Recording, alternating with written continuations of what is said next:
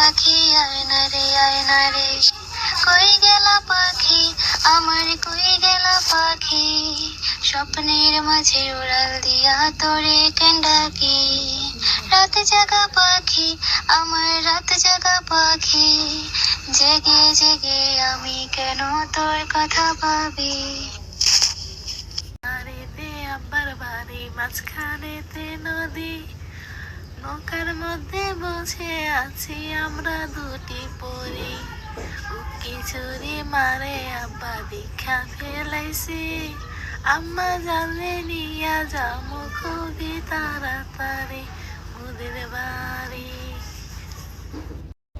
প্রেম প্রীতি কারে বলে জানা ছিল না পাখির বাইরে দেখার পরে কিছু ভালো লাগে না শয়তানের কসম বান্ধবী তোর বাইরে ভালোবাসি। আসলে ওইটা একটা ইন্টারভিউ ছিল।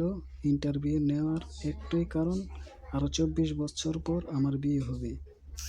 এই জন্য আমি ভাবতেছি আমার বিয়েতে একটা লেডি সিঙ্গার নিব, বুঝছেন?